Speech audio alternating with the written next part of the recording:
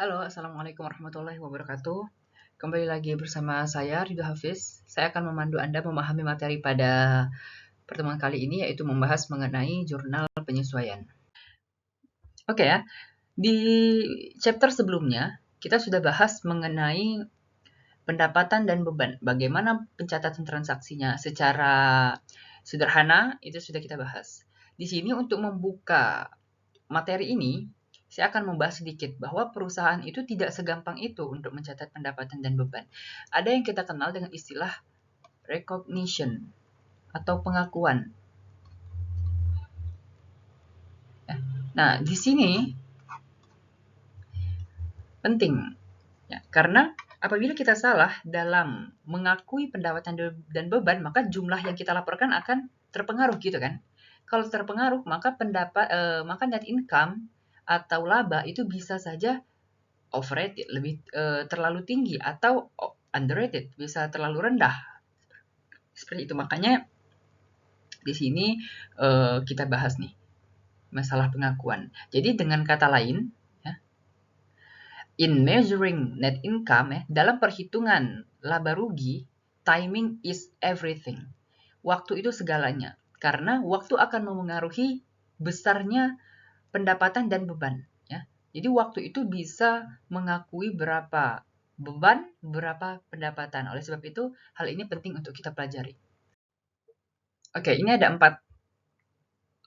subchapter yang akan kita pelajari, yaitu accrual basis, dan alasan kenapa jurnal penyesuaian itu perlu dibuat, lalu bagaimana menyusun jurnal penyesuaian untuk deferral and accrual, dan tujuan dari adjusted real balance atau neraca saldo setelah penyesuaian. Oke, yang pertama, kita akan mengenal istilah time period assumption atau periodicity. Jadi dalam sebuah perusahaan ya, akuntan itu membagi umur ekonomi suatu bisnis itu menjadi dipotong-potong, dipotong-potong. Karena gini, kenapa dipotong-potong? Karena kita membuat laporan itu, jika tidak dipotong, misalnya kita asumsikan pada gambar berikut, perusahaan itu beroperasi selama 10 tahun. Ini tahun pertama, ini tahun ke-10. Jika kita tidak memotong umur ekonomis suatu bisnis, maka dipastikan perusahaan hanya membuat laporan satu kali, yaitu di akhir operasional, yaitu tahun ke-10. Nah, jika dibuat seperti itu, maka bagaimana seorang stakeholder, ya, para pemangku kepentingan, manajemen, investor, kreditor, perusahaan, pemerintah itu ingin memberikan apa ya, keputusan. Misalnya pemerintah ingin menghitung pajak. Bagaimana mereka menghitung pajak jika kita membuat laporan hanya satu kali, yaitu pada akhir operasi? Bagaimana investor untuk mengetahui kinerja perusahaan kita untuk menanamkan modalnya? Bagaimana kreditor tahu untuk menilai apakah perusahaan kita layak dipinjamkan, apakah perusahaan kita mampu untuk membayar kewajibannya, liabilitasnya, seperti itu. Manajemen, bagaimana mereka melihat lini-lini bisnis mana yang maksimal dalam penjualannya, yang mana yang memiliki kontribusi tertinggi, sehingga kita bisa memfokuskan pada lini-lini tersebut. Maka itu ada yang namanya periodicity. Jadi dibagi. Nah, seperti itu. Selanjutnya masih masalah waktu, ya. Periode akuntansi itu biasanya bulanan, kuarter, atau tahunan, ya. Ada istilah periode interim. Periode interim itu adalah periode akuntansi yang menggunakan range bulanan atau kuarteran. Dan laporannya itu disebut dengan laporan interim. Oke. Perusahaan besar ya, sebagian besar ya, sebagian besar itu biasanya membuat 2 laporan, yaitu laporan kuarter dengan annual. Jadi para stakeholder itu bisa memantau ya, bisa memantau bagaimana kinerja perusahaan ini, seperti itu. Ada 2 istilah yang harus kita ketahui yaitu fiscal year dan calendar year. Fiscal years itu adalah periode akuntansi dengan panjang waktu 1 tahun. Sedangkan calendar years itu dimulai dari 1 Januari sampai dengan 31 Desember. 1 tahun juga sama. Perbedaannya dengan fiscal years ini 1 tahun, tapi tidak menentu, tidak menutup kemungkinan 1 Januari sampai 31 Desember, tapi bisa juga diawali misalnya tanggalnya 1 Maret dan berakhirnya pada tanggal 28 Februari misalnya bisa.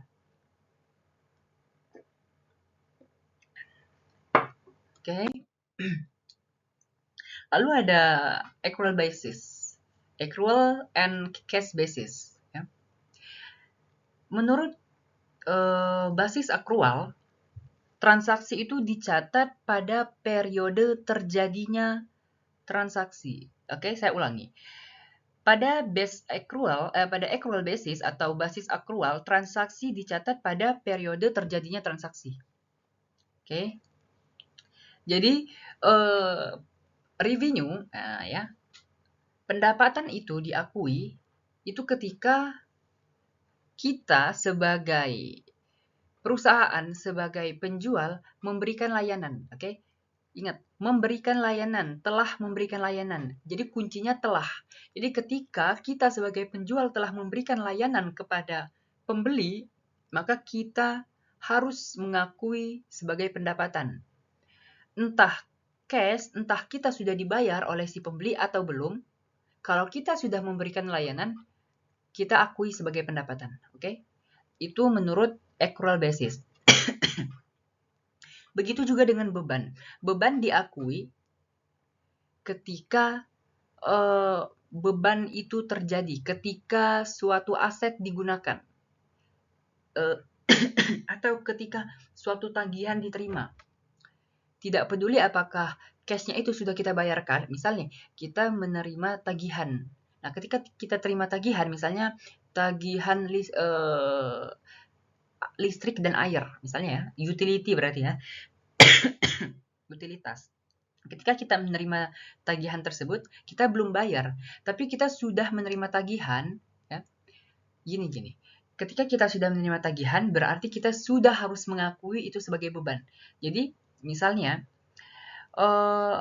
pada tanggal 1 sampai 31 Desember, itu ada tagihan. Tagihannya muncul atau dikirim pada tanggal 31 untuk membayar ini, ya. Untuk penggunaan air dan listrik. Nah, biasanya kan dibayar itu pada tanggal 10 atau 20 Januari. Nah, di sini kita sudah menggunakannya kan, karena ini pasca bayar. Jadi dari tanggal 1 sampai 31 Desember kita sudah menggunakan air. Dari awal sampai akhir nanti saya akan gunakan kita pakai usaha salon, ya, pakai salon. Jadi kita sudah menggunakan air untuk cuci rambut dan menggunakan listrik untuk mesin potong rambutnya. Jadi selama tanggal 1 sampai 31 Desember itu sudah ada tagihannya yang muncul pada tanggal 10 Januari misalnya. Sehingga kita sudah mengakuinya sebagai beban karena kita sudah memakai beban tersebut. Nah, accrual basis ini sesuai dengan apa yang diajarkan oleh IFRS. Begitu juga dengan US GAAP, sesuai dengan US GAAP. Sedangkan cash basis itu menurut cash basis pendapatan dicatat ketika kas diterima. Jadi kalau kita buka jasa salon, ya, kita membuka jasa salon, ada customer ya yang potong rambut, krimbat dan lain sebagainya. Setelah itu apa? Setelah kita berikan layanan, berarti menurut accrual basis kita sudah dapat mengakui pendapatan. Nah, menurut cash basis tidak. Cash basis mengakui pendapatan ketika si customer itu membayar. Jadi misalnya pada tanggal 16 November kita memberikan pelayanan ya potong rambut misalnya. Tapi dia baru bayar 1 minggu kemudian, misalnya pada tanggal 23 November. Maka kita mencatat transaksi ini itu pada tanggal 23. Tanggal 16 tidak dilakukan entry, tidak dilakukan jurnal, no entry. Pada tanggal 23 November baru kita catat, yaitu cash kita terima di debit, kreditnya revenue. Nah, seperti itu. Begitu juga dengan expense. Beban dicatat ketika cash dibayarkan. Tadi misalnya pada tanggal 1 sampai 31 Desember kita sudah menggunakan air dan listrik, ya. Tapi kita akan membayar pada tanggal 16. Padahal kita akan menutup buku. Kita tutup buku pada 31 Desember. Seharusnya ada beban yang diakui jika merujuk pada accrual basis. Karena ini cash basis, maka pada tanggal 31 tidak ada pengakuan beban.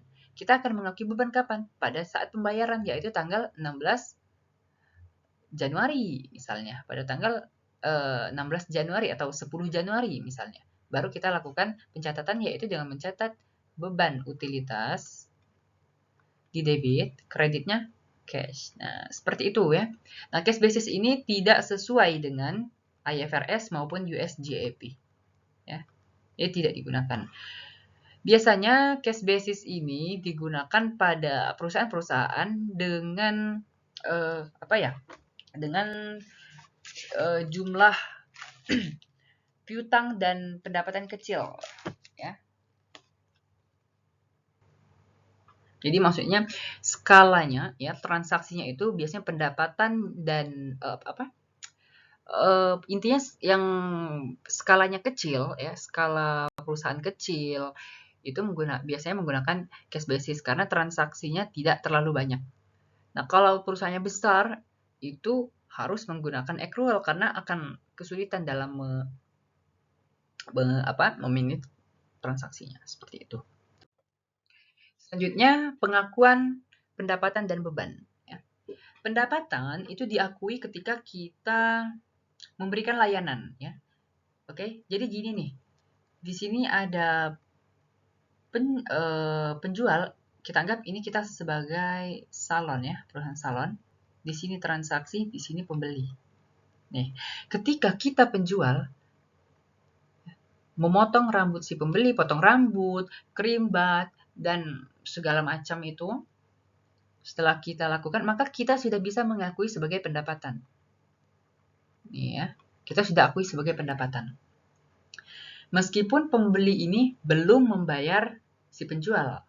Jadi fokusnya adalah telah memberikan layanan. Kalau penjual telah memberikan layanan, maka bisa diakui pendapatan dan harus diakui pendapatan.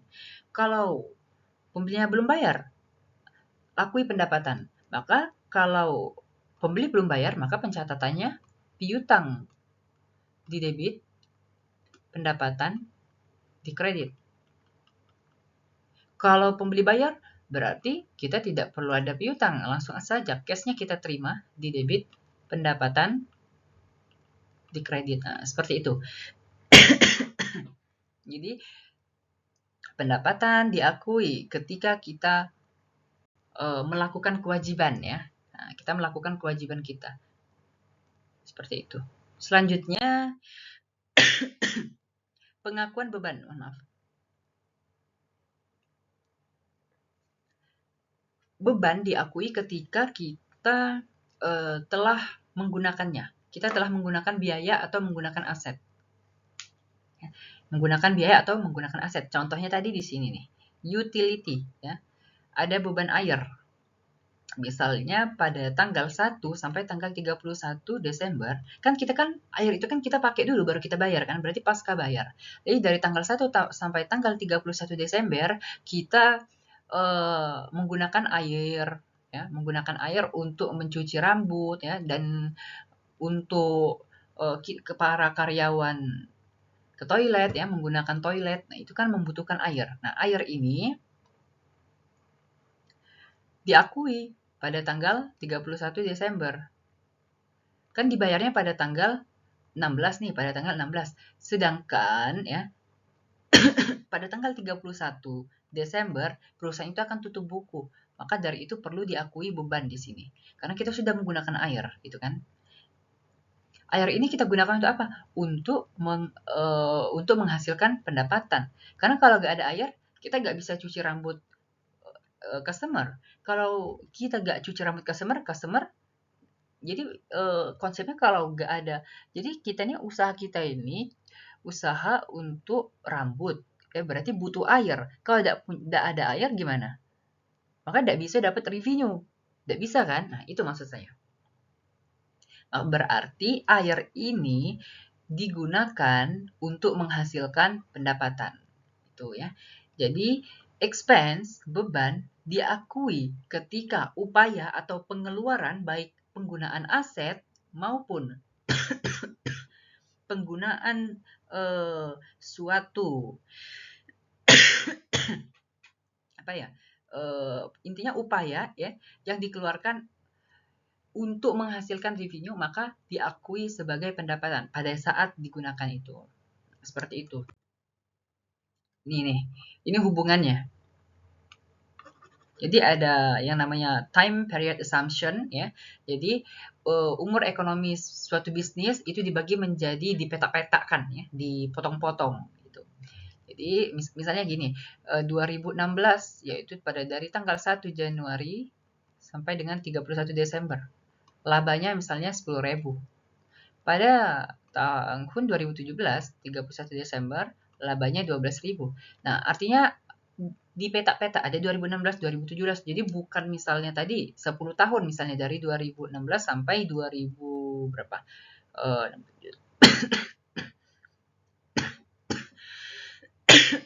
Sampai 2025 ya.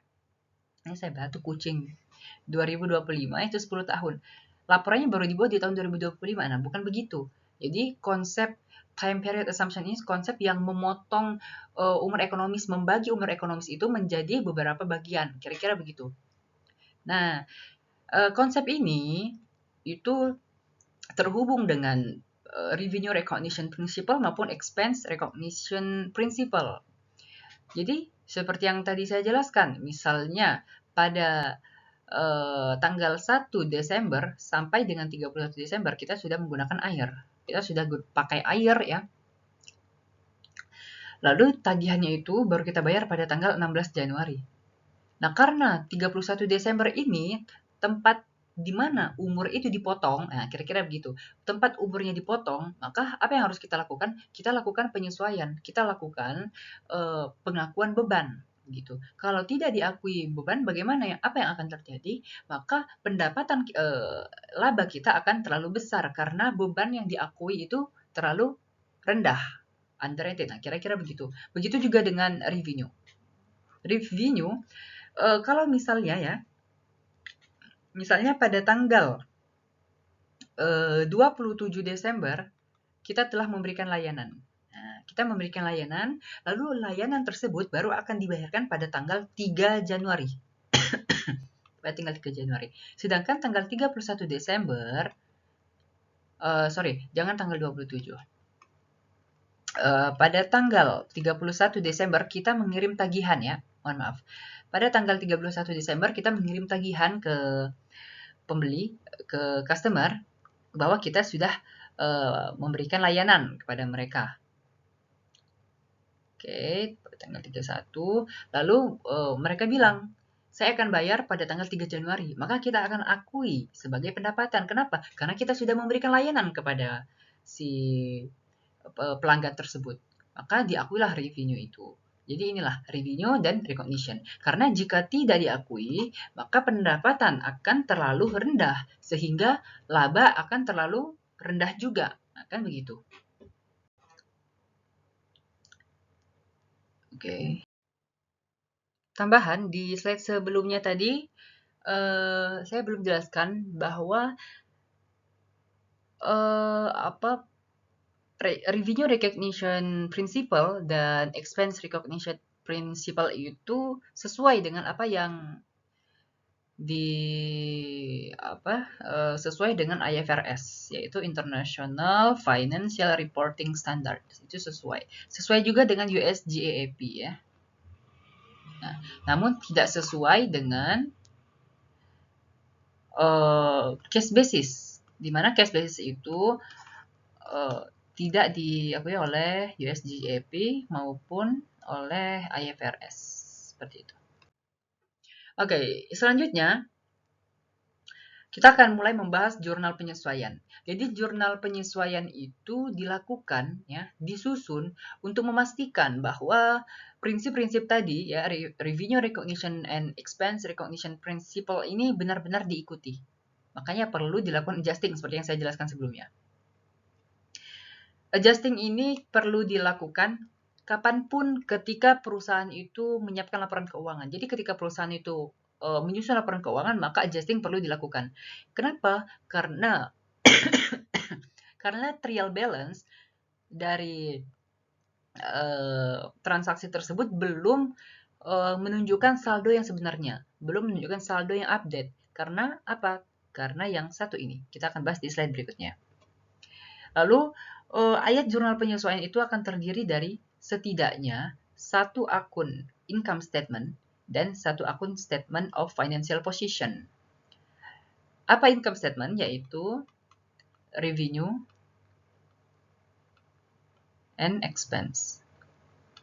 Lalu satu akun statement of financial position, yaitu asset, liability, and equity. Ya, jadi salah satu ini pasti ada.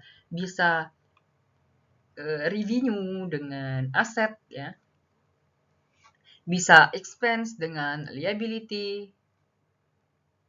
Jadi pasti ada salah satu antara statement income statement account and statement of financial position account.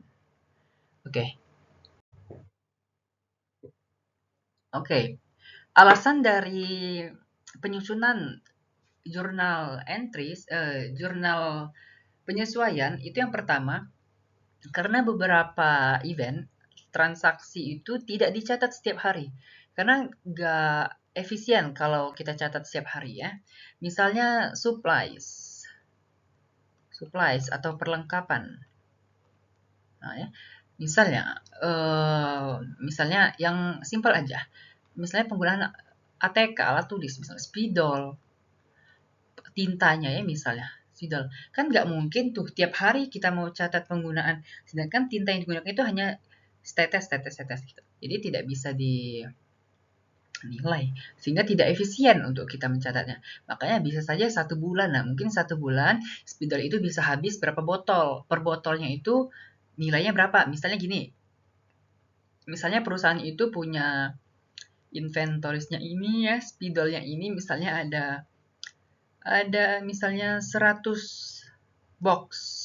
Nah, 1 box ini harganya misalnya 12.000. Berarti kan 1.200.000 nih nilainya.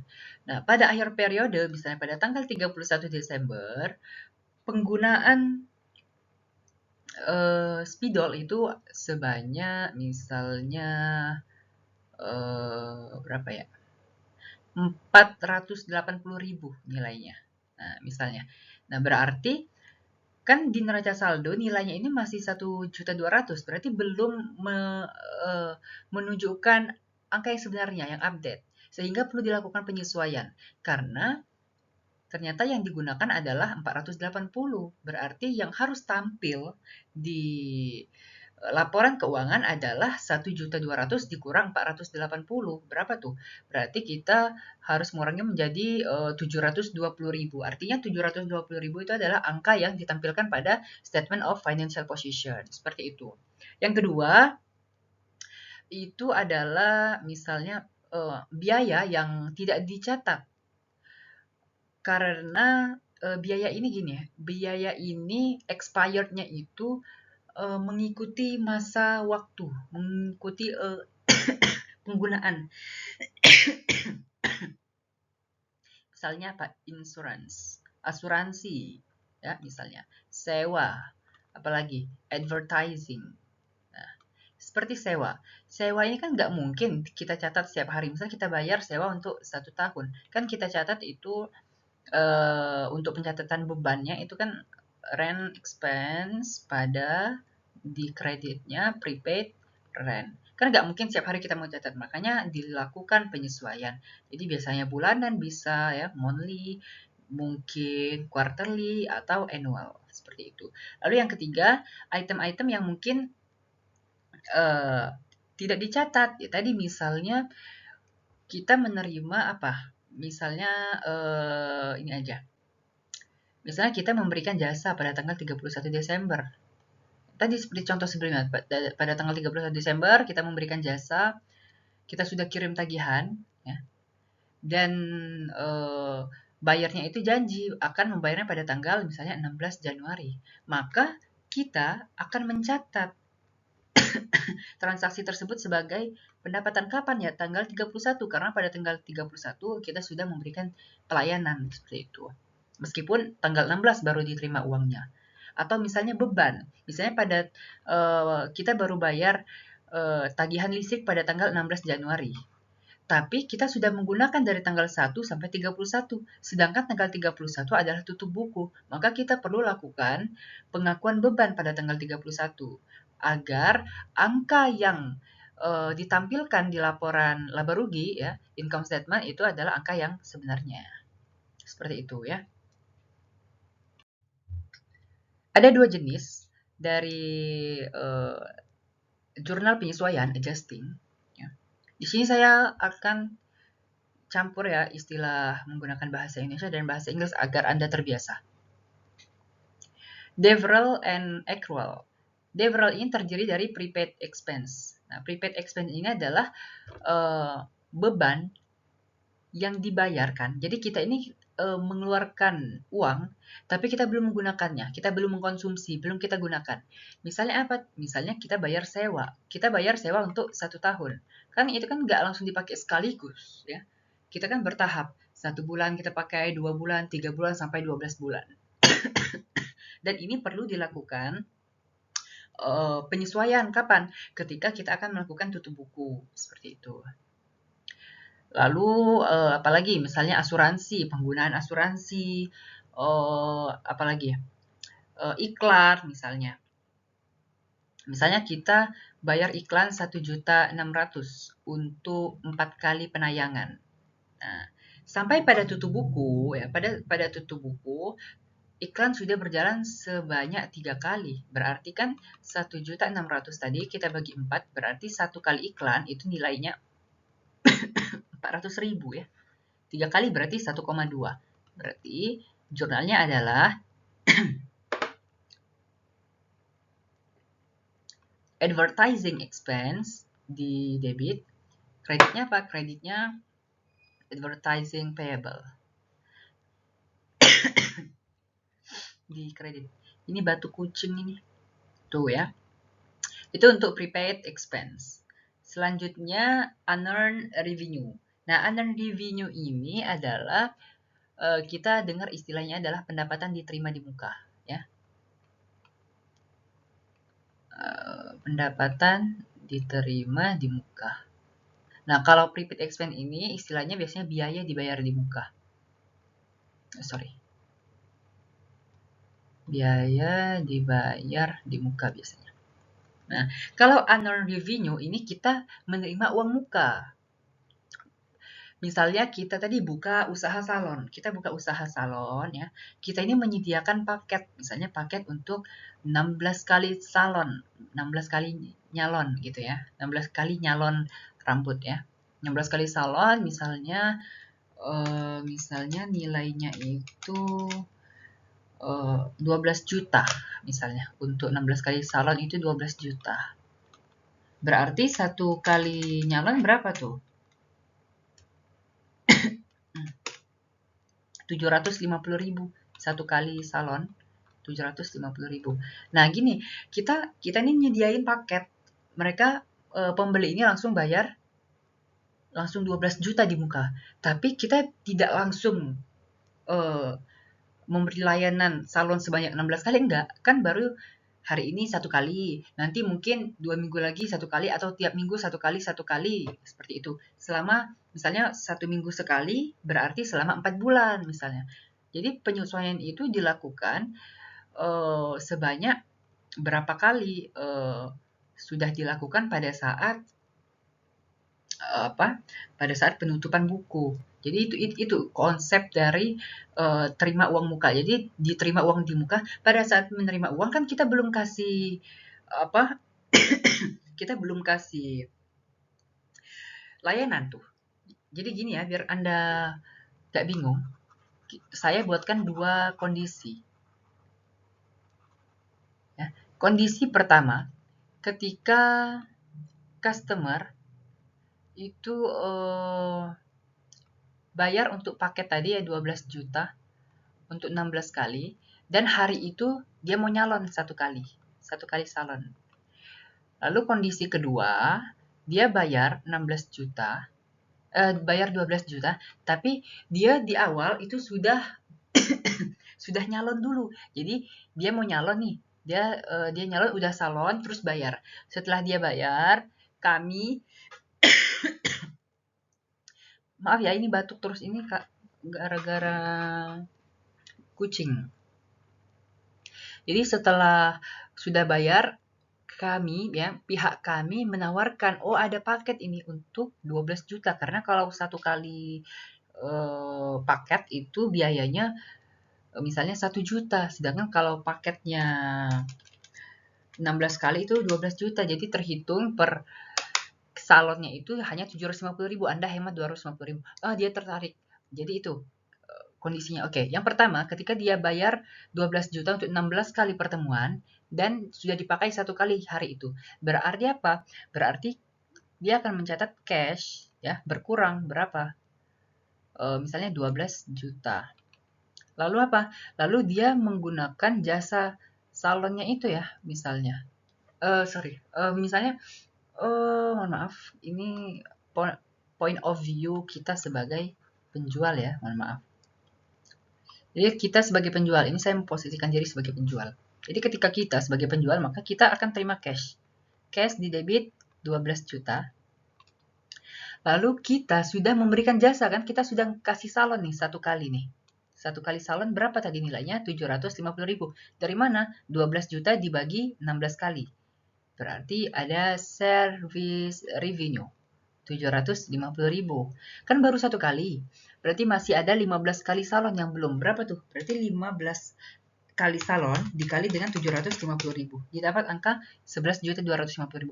Nah, ini yang diakui sebagai unearned service revenue. Pendapatan diterima di muka. Pendapatan diterima di muka, yaitu 11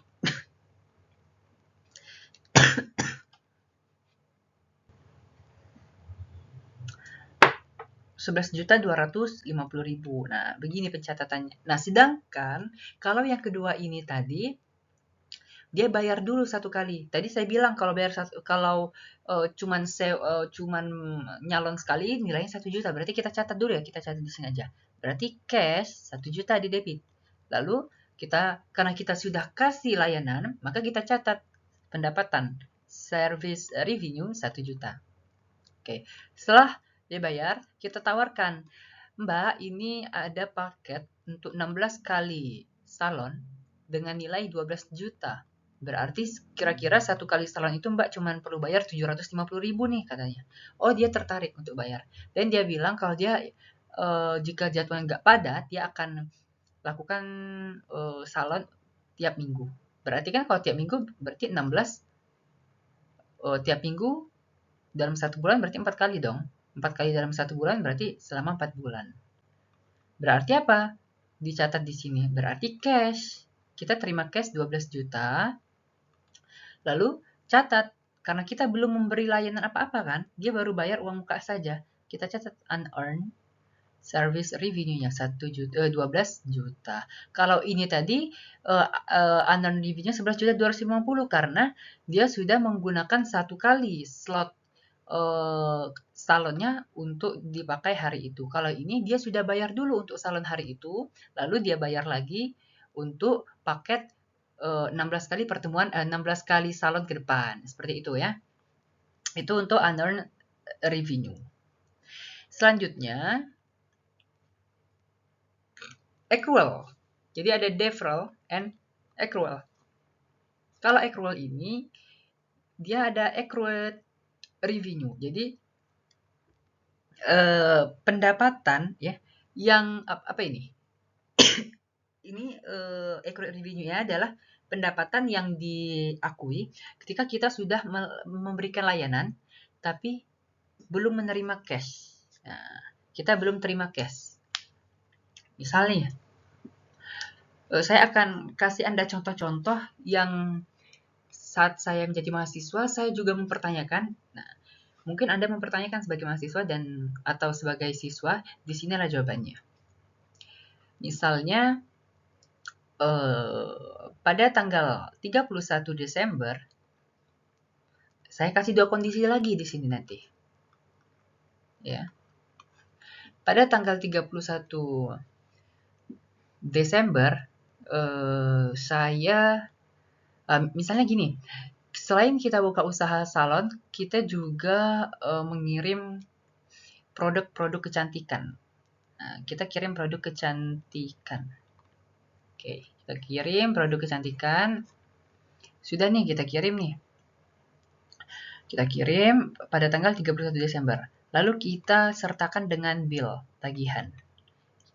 Oke, berarti kita sudah memberikan produk tersebut kepada buyer, kepada pembeli, maka kita sudah mengakui pendapatan.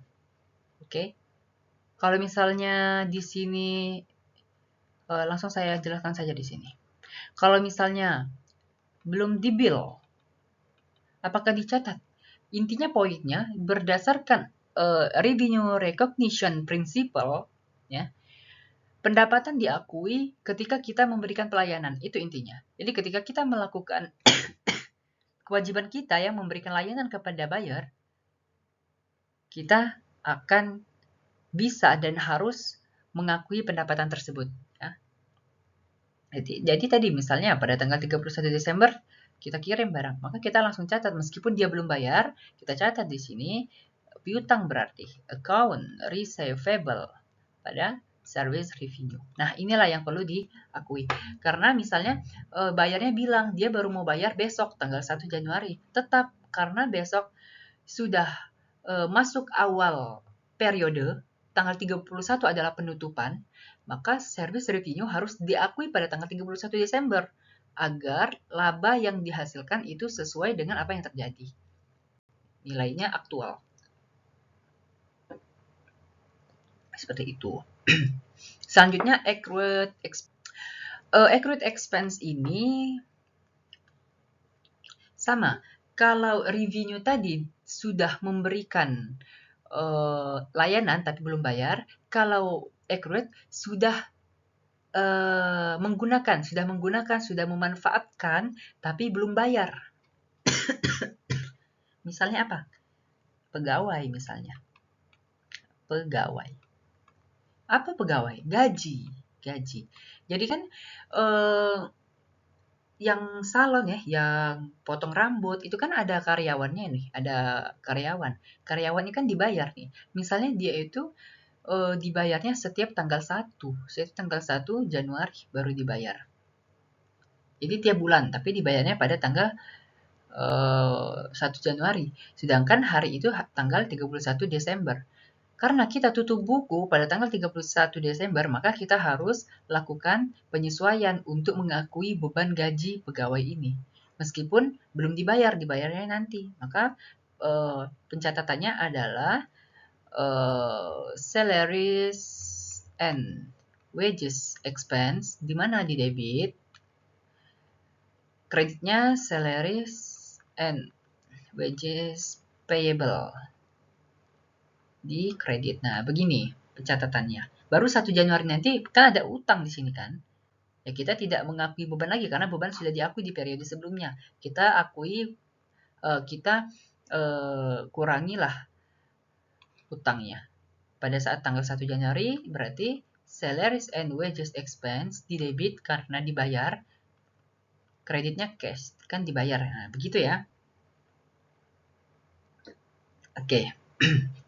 Selanjutnya kita disuruh analisis nih. Dari akun-akun di bawah ini ya, yang mana akun-akun yang perlu dilakukan penyesuaian. Oke, tadi ada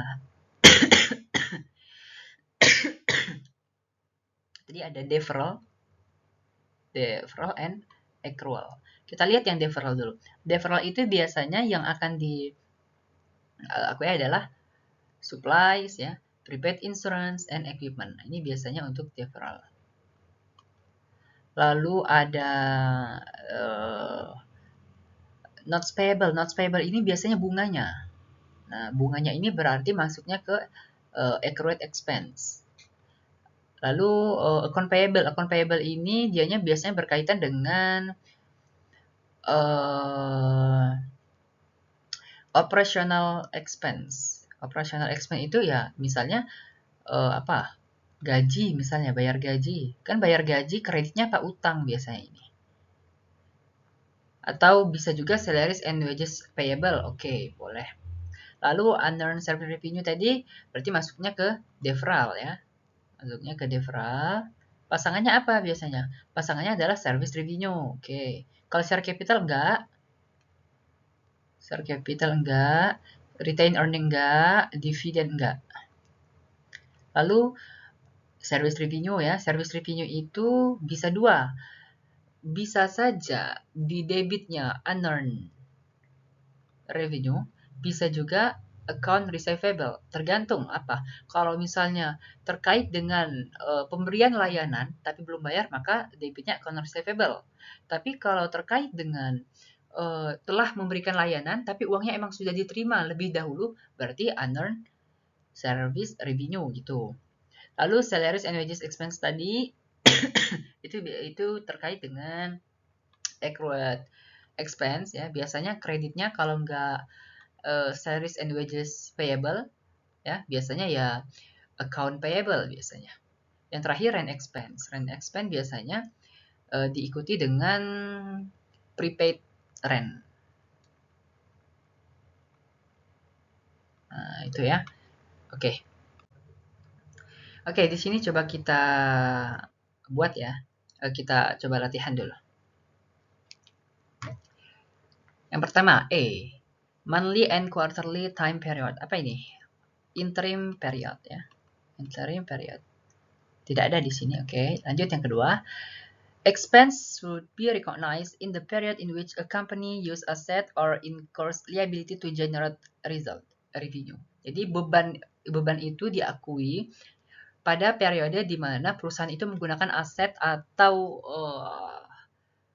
adanya utang untuk menghasilkan pendapatan. Berarti ini expense recognition principle ya, B. Kok apa ini maksudnya? Langsung saya kasih contoh nih ya untuk yang ini nih. Liability. Ya contohnya apa tadi? Contohnya adalah beban gaji, misalnya salaries and wages expense. Kita bayar gaji, kita mengakui adanya beban gaji, tapi belum kita bayar di periode yang baru, periode selanjutnya. Salaries and wages payable. Nah, di sini nih. Tuh ya. Lalu yang C. Accountant divide the economic life of a business into artificial time period. Jadi akuntan itu membagi umur ekonomi suatu bisnis itu menjadi di kotak-kotak ya, dipotong-potong. Apa itu? Time period assumption ya. Time period assumption. C. Oke.